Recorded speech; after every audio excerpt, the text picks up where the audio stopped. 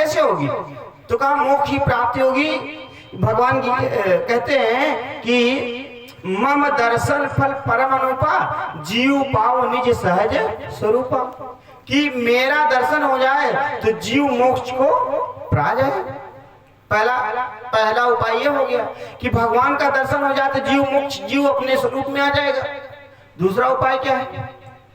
का दूसरा उपाय ये है कि भगवान का दर्शन हो या ना हो, क्योंकि भगवान तो वही बड़े कठिन है उनको दर्शन पाना, और कलयुग में तो और कठिन है। तो कहा कि भगवान के दर्शन हो या ना हो, लेकिन मोक्ष का और क्या रूप है?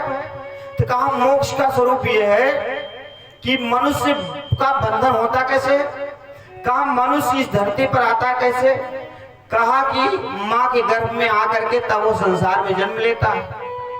तो अगर माँ के गर्भ से हमको मुक्ति मिल जाए, माँ के गर्भ से हमको मुक्ति मिल जाए, हम माँ की इतनी सेवा कर दें, इतना उनको अपने सेवा से संतुष्ट कर दें, भोजन पानी खिला करके उनकी सेवा करके संतुष्ट कर दें। अगर वो कहते हैं बेटा तुम अब हमारे ऋण से उऋण हो गए हो, तो भी आपको मोक्ष मिल जाएगा। क्यों मिल जाएगा? क्योंकि धरती पे जब आप माँ के गर्भ से उऋण हो गए, तो जब आप उऋण हो गए तो आपका जीव गर्भ में आएगा नहीं। जैसे मैंने बताया ना कि दो लोगों से एक दूसरे से उधार है, तो उन्होंने भैया पैसा दे दिया, तो अब मांगने कहाँ आएंगे? बात खत्म। तो माँ की सेवा से अगर माँ कहते बेटा तुम इस जन्म में तुम ऋण से मुक्त हो गए, तो आपका मोक्ष अपने आप हो जाएगा। भगवान किसी जीव को ये नहीं कहते हैं कि तुम मेरे दर्शन से ही मुक्त हो जाओगे। भगवान तो कहते हैं संत का दर्शन करोगे, उनकी सेवा करोगे, तभी तुम मोक्ष मिल जाएगा। माँ की सेवा करोगे, मैंने बताया माँ की सेवा से भगवान पंडरीनाथ प्रकट हो गए। माँ की सेवा से भगवान पंडरीनाथ प्रकट हो गए, और माँ की सेवा के नाते ही भगवान राम वन को चले गए। कैकेयी जी सौतेली माँ भले थी, लेकिन भगवान उनके कहने से वन को चले गए। क्यों?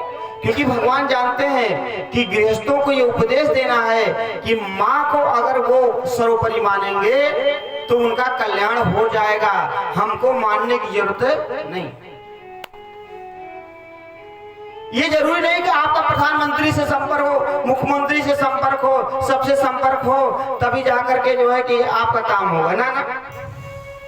आप क्या काम करते हैं कि केवल सिंबल पर बटन दबा देते हैं। सिंबल पर, जैसे मान लीजिए गांव में सड़क बनने की बहुत जरूरत है, तो आपने क्या काम किया कि केवल जिसकी आवश्यकता है उसकी सिंबल पर आप बटन दबा देते हैं। इसके अलावा आप कुछ करते हैं? कुछ नहीं करते। गांव में सड़क बन जाती है, गांव में लाइट लग जाती है, गांव में सारी व्यवस्था हो जाती है। आपने कुछ किया? नहीं किया। कितना किया? खाली सिंबल पे बटन दबा, बस इतने किया और दूसरा कुछ नहीं किया। उसी तरीके से केवल माँ की सेवा कर दीजिए, मुक्ति अपने आप मिल जाएगी। मुक्ति अपने आप मिल जाएगी, मोक्ष अपने आप मिल जाएगा। भगवान की सेवा कठिन हो सकती है, लेकिन माँ की सेवा आसान, पिता की सेवा आसान। मुक्ति के लिए ही ये आपके जीवन के आसपास गुजर रहे हैं। हमको जो है कि कहीं दूर जाने की आवश्यकता नहीं। ये विशेषता है हमारे धर्म में बताई गई है कि नास्ति मात्र समो गुरु, कि माँ के समान कोई गुरु संसार में नहीं। इसको आप नोट करके रखें कि माँ के समान कोई गुरु नहीं है। हमारे यहाँ उपाय है, इसको समझिए। भगवान का दर्शन हो गया, जीव मुक्त हो गया, ये हो गया। संत का आशीर्वाद मिल गया, गुरु का आशीर्वाद मिल गया, जीव मुक्त हो जाएगा। इसके अलावा क्या है कि भगवान की कथा सुन किया, राम कथा सुन किया, भागवत कथा सुन किया और उसके अनुसार जीवन जिया, तो जीव मुक्त हो गया। कहा इतने से दूर हैं तो क्या करें? कहा ना भगवान की कथा में रुचि है, ना भगवान की भक्ति में रुचि है, ना संत दर्शन में रुचि है, तो क्या करें? कहा केवल माँ की सेवा करें। कुछ लोगों की बुद्धि जो है इतनी ऊंची नहीं होती एक साधु सेवा कर सके, कुछ लोग बुद्धि इतनी स्वच्छता नहीं होती कि भगवान के मंदिर की सेवा कर सके, कुछ लोगों के अंदर भगवान की भक्ति नहीं होती है। लेकिन ये बात तो सबको लिए है कि माता पिता तो सबके पास हैं, वो माता पिता की सेवा कर सकते हैं। इतना रुपया पैसा खर्च करके आप आयोजन नहीं कर सकते हैं अपनी मुक्ति का, तो माता पिता की सेवा तो आप कर ही सकते हैं, आपके घर में मौजूद है ना।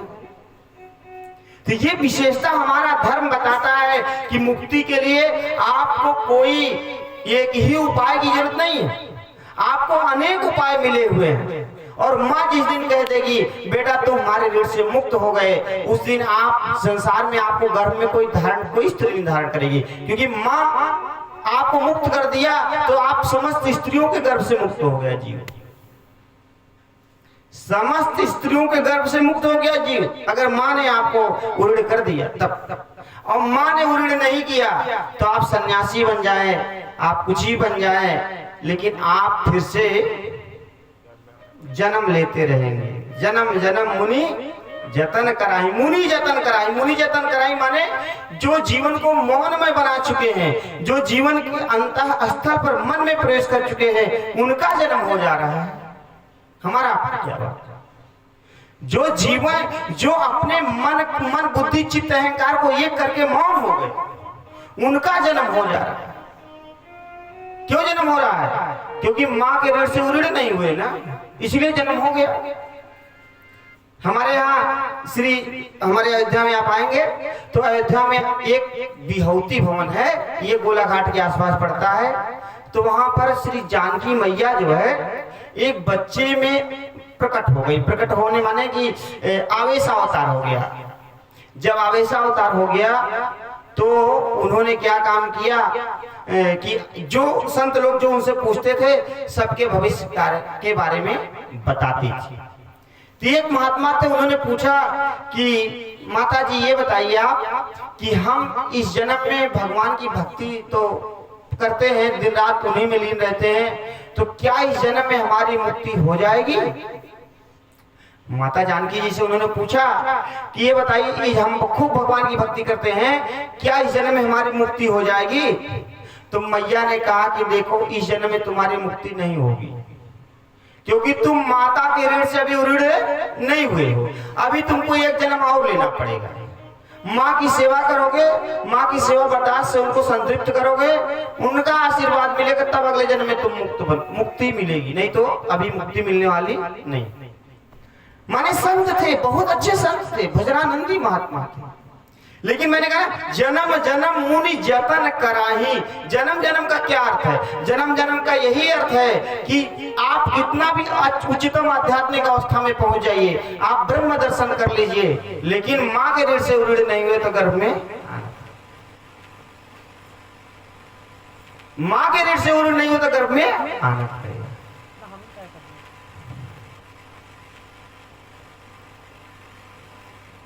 इसलिए सबसे आवश्यक है कि वो कबीरदास जी ने कहा ना कि घर के चकिया कौन पूजे जाकर पीसा खाए।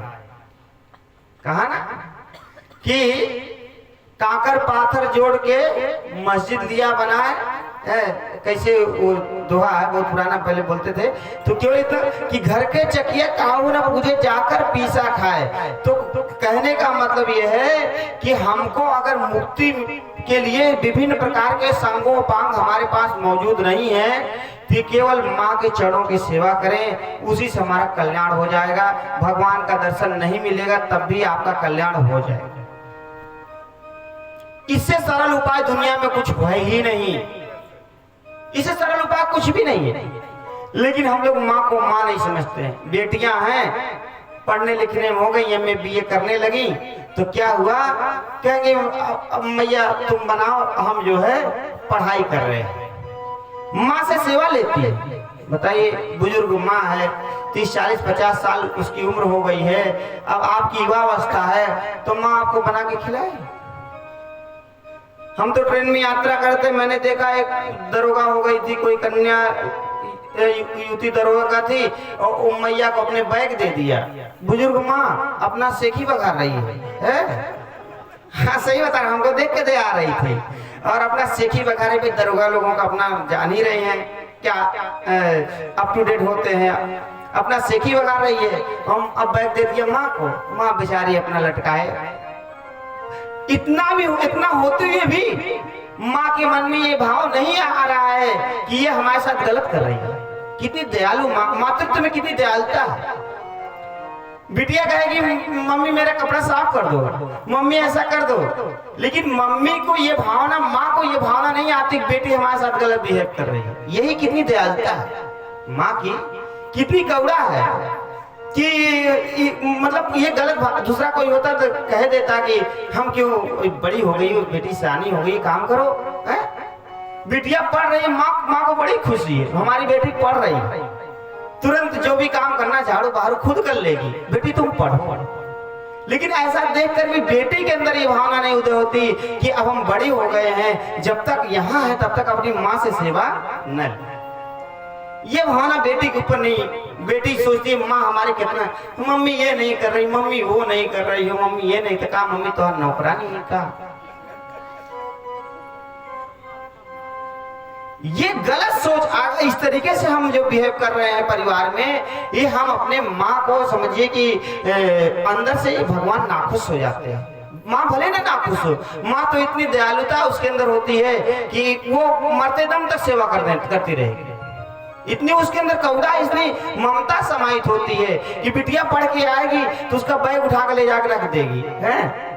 इतनी ममता। तो ये दया, ये प्रेम, ये कौड़ा, ये क्षमा केवल माँ के हृदय में होती है और किसी के हृदय में नहीं होती। लेकिन अगर ऐसा होते हुए हम ना समझे, ना सोचे, ना जाने, तो हमसे आपसे ज्यादा मूर्ख कोई दुनिया में है कोई नहीं। मैंने देखा है बच्चा, बेटा 50 साल 60 साल का 45 साल का हो गया, लेकिन माँ बिना भोजन पूछे उसको जो बेटवा खाया कि ना खाया, काहे ना खाया, काहे परेशान है, मतलब जरूर वो करेगी।